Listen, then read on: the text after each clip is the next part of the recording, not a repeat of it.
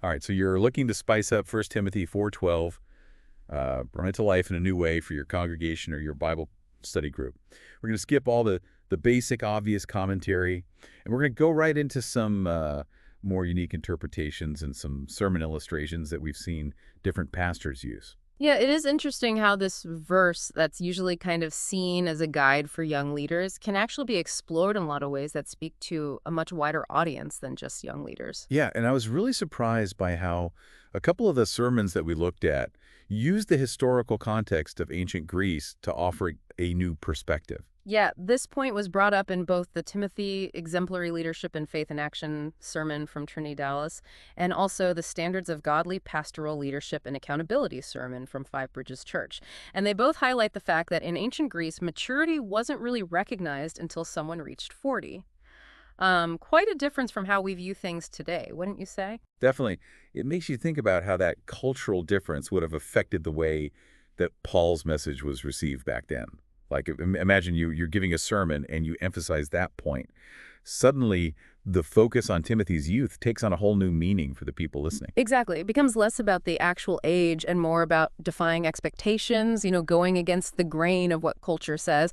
And that really could resonate with anyone who's ever felt underestimated or overlooked because they don't fit a certain mold. I love that. It's a reminder that the Bible speaks to us across time and cultures. Speaking of impactful sermons, the one from Five Bridges Church used this awesome illustration about an airborne instructor at Fort Benning. He jumps out of a plane first and tells the students to follow him. Now, that's leadership in action. Yeah, that illustration really captures the essence of leading by example. It's not just about saying the right words. It's about actually living out the qualities that we want to see in other people. Instead of just telling Timothy to be a good leader, Paul emphasized the importance of being a living example of what that looks like. It makes you wonder, how can pastors and Bible study leaders embody that same boldness in their own ministries? What would it look like to jump out of the plane first in our own contexts? That's a powerful question, and it challenges us to go beyond just delivering information and to really embody the message we're preaching. Absolutely. And that brings us to another unique interpretation, this one from the Purity and Purpose in Romantic Relationships sermon by Limitless Life TV. They connected 1 Timothy 4:12 to the idea of purity in relationships, using the analogy of pure water getting contaminated. What I thought was interesting about that analogy is it really stresses how subtle and gradual impurity can be. Just like a single drop of contaminant can pollute a whole glass of water, small compromises can slowly erode our purity over time. It's a powerful image, especially for young people trying to figure out dating and relationships in today's world. Instead of just giving a list of rules, it creates a vivid picture of what happens when we compromise. Exactly, and it reminds us that the verse's message goes beyond leadership in the traditional sense. It's about setting a good example in every area of our lives, including our relationships. Now, one thing I noticed in all of these sermons was the repeated emphasis on the power of being an example. It's not just about telling Timothy to be these things: speech, conduct, love, faith, purity. It's about showing him how to live them out. And to really drive that message home, they brought in some cool cross-references. The Trinity Dallas sermon highlighted 1 Corinthians 4:2, where it says that those who are put in charge must prove themselves trustworthy. Right, and Five Bridges Church used Philippians 3:16-17, urging us to follow those who are living out godly patterns. But how do we go beyond simply quoting these verses and actually make them come alive for the people we're teaching? I think we can do that by connecting them to examples that people can relate to. Think about the impact of showcasing people from your own congregation who actually live out these qualities, or by using examples from historical figures or even fictional characters that your audience connects with. It's all about making these ancient words feel relevant and applicable to everyday life. That's a great point. It's about bridging the gap between the timeless wisdom of Scripture and the real-life experiences of our congregations. Exactly, and that's one of the things that makes these deep dives so valuable. They challenge us to think outside the box and find new ways to connect with the people we're speaking to. It's interesting to think about the specific qualities that are highlighted in 1 Timothy 4:12, speech, conduct, love, faith, and purity, and how those might have been especially important for young leaders back in Timothy's time. Do you think that's because those were areas where young people were more likely to be judged or dismissed, because of their age? Exactly. Think about the cultural context back then. Age was pretty much directly equated with authority and maturity. So a young leader like Timothy would have faced a lot of extra scrutiny. People might dismiss his words or question his actions or doubt his motives just because he was young. So by excelling in those specific qualities, Timothy could show a level of maturity that went beyond his age. Exactly. It's like Paul is giving Timothy a roadmap for building credibility in a culture that might not be so quick to accept him. And you'll notice how those qualities cover both the internal and external aspects of leadership. Speech and conduct, those are the outward expressions of character that everyone can see. But then you have love, faith, and purity. These are the internal foundations that shape who we are at our core. So it's a holistic view of leadership. It's not enough to just look the part. You have to actually be the part. Mm. And that message is still incredibly relevant today, even though our culture might view youth a little differently. Oh, absolutely. We live in a world that often values image over substance. It's all about appearances. But true leadership, the kind that inspires people and stands the test of time, requires both. Earlier, you mentioned the purity and purpose in romantic relationships sermon and how they use that analogy of contaminated water to talk about purity. Could we maybe dive into that a little deeper? I'm curious about how that imagery could be used in like a sermon or a Bible study lesson. It's a really powerful tool because it gets at that sneaky nature of compromise. You know how it can Yeah. creep up on you? Think about it. We often see impurity as this big, dramatic fall, like a sudden moral failure. But that analogy of the water getting contaminated shows how these seemingly small compromises that we make over and over can slowly pollute our hearts and minds. It's like this slow drift away from what's pure and good. You might not even realize it's happening. So it's not just about avoiding those big, obvious sins, but about being aware of those small choices that can lead us down a dangerous path. Exactly. And that's where accountability comes in. We all need people in our lives who can speak truth to us, people who can point out those subtle compromises that we might be blind to. And we need to create an environment where it's okay to talk about our struggles and ask for help. That makes me think about the standards of godly pastoral leadership and accountability sermon.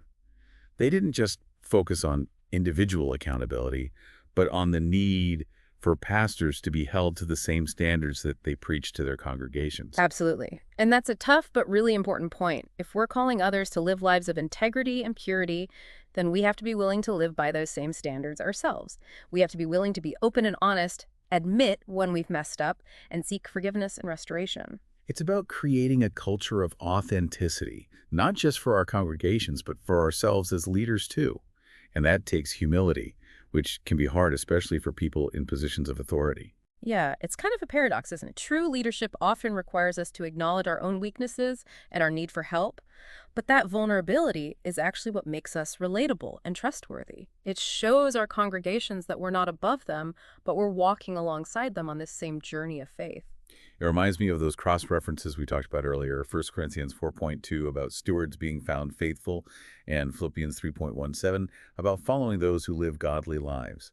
It's not about being perfect, but about a genuine desire to grow and be accountable to each other. That's a powerful message for both leaders and followers. And it brings us back to the heart of 1 Timothy 4:12. It's not enough to just tell people what to do. We have to show them how to live it out. We have to embody the qualities that we're preaching about. So how do we actually do that? How can pastors and Bible study leaders take those principles from this verse and apply them in a way that goes beyond just giving a sermon? Well, it starts with looking inward. Ask yourself, which of these qualities, speech, conduct, love, faith, purity, do I personally need to work on? Yeah, that's a great place to start. Because it's hard to lead people where we're not willing to go ourselves. Right. Then think about how you can model those qualities in the way you interact with your congregation, in the decisions you make as a leader, even in how you handle conflict or difficult situations. It's about making those qualities real and visible, not just ideas. And it's about intentionally creating opportunities for your congregation to practice those qualities too. Facilitate discussions, come up with service projects, provide resources that encourage growth in those areas. It's all about fostering an environment where those qualities are valued and put into action. Earlier, we were talking about the historical context of the verse, how in ancient Greece, someone wasn't considered mature until they were 40.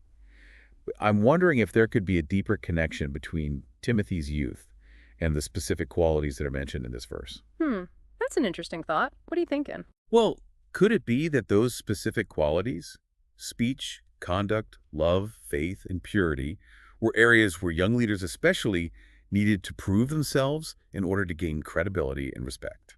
I think you might be onto something, especially in a culture that puts so much emphasis on age and experience. Young leaders would have needed to excel in those areas to overcome the bias against them. Imagine being Timothy. You're passionate, you have a message to share, but people are constantly judging you based on how old you are. You need to prove that you have the character and the competence to lead, regardless of your age. And maybe those qualities are even more important for young leaders today in a world that often dismisses or undervalues young people. That's a great point. In a culture that's so focused on superficial things and instant gratification, those qualities, speech, conduct, love, faith, purity, become even more crucial for young leaders if they want to stand out, earn respect, and make a real difference. It's not just about overcoming ageism anymore. It's about navigating a whole different set of cultural challenges that can really get in the way of genuine leadership. Exactly. And it makes me wonder if we as the church are doing enough to equip and empower young leaders to face those challenges. Are we creating spaces where they can develop their gifts, practice those qualities, and step into leadership roles, even if they haven't reached a certain age or level of experience? That's a really important question for any church or ministry that wants to see the next generation thrive. Hmm. We can't just sit back and expect young leaders to magically appear fully formed and ready to lead. We have to be intentional about investing in them, mentoring them, and creating pathways for them to grow and flourish. And maybe we can learn a lot from the example of Paul and Timothy. Paul didn't let Timothy's age hold him back. He saw Timothy's potential, he poured into him, and he gave him important responsibilities. That's a model of mentorship that's just as relevant today as it was back then. It's a reminder that leadership development isn't about passing on a title. It's about passing on a legacy. It's about investing in the next generation and giving them the tools to lead with integrity, compassion, and a deep commitment to Christ. And that's something we can all think about, regardless of our age or how much leadership experience we have. It's really interesting to think about how the idea of being young has changed over time. Hmm. What was considered young back in Paul's day might mean something completely different Oh, now. absolutely. Back then, people were getting married and having kids much younger. Exactly. So Timothy, who was probably in his late 30s, might have been seen as pretty young for a leadership role. But these days, with a lot of people waiting longer to get married, go to school, or start their careers, the definition of young is definitely a lot broader. So how does that change in perspective affect the way we understand and apply 1 Timothy 4:12 today? Well, it makes the application much wider. It's not just a message for young people in the traditional sense, but for anyone who's taking on a new role, facing a new challenge, or stepping into a leadership position for the first time. That makes sense. So even those who are already experienced leaders could find new insights and ways to apply this passage by thinking about how they embody those qualities. Oh, absolutely. It's a good reminder that growth and maturity are things that continue throughout our lives, no matter how old we are, how much experience we have. We never outgrow the need to work on those qualities of speech, conduct, love, faith, and purity. And it emphasizes that we're all called to be examples for each other, regardless of our age or position. Exactly. It's a beautiful picture of how we can encourage and support each other's spiritual growth within the church. And it reminds us that these qualities that are highlighted in 1 Timothy 4:12 are timeless principles that go beyond cultural differences and generational gaps. Earlier, we talked about how the standards of godly pastoral leadership and accountability sermon really emphasize the importance of accountability, especially for those in leadership roles. They made a strong point about holding pastors to the same standards that they preach to their congregations. Yes, and it's definitely an important point to remember. But it brings up the question of how we actually put that into practice.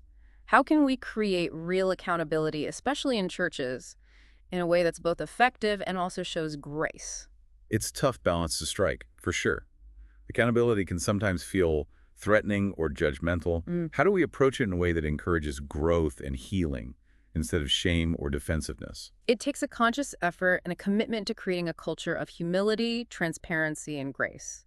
It's about making safe spaces where people can be honest with each other, give constructive feedback, and talk about their struggles without feeling judged.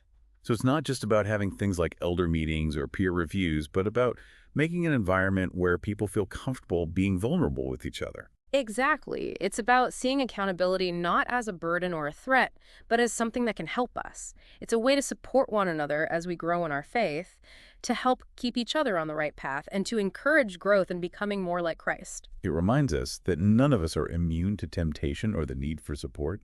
We need each other. We absolutely do. And that feeling of being connected, that sense of shared responsibility for each other's spiritual well-being is a beautiful reflection of the gospel. As we wrap up our deep dive into 1 Timothy 4:12, I want to leave our listeners with this final thought. Intentionality. It's not enough to just hope that we'll be good examples for others. We have to actually be deliberate about developing the qualities that this verse talks about. That's such an important point. It's about actively making those qualities speech, conduct love, faith, and purity a part of our lives.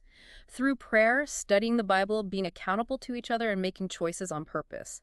It's about making a conscious effort to align our thoughts, words, and actions with the example of Jesus. And it's about being aware of how our words and actions affect other people, especially those who are watching us and looking to us for guidance. It's a big responsibility, but also an amazing privilege.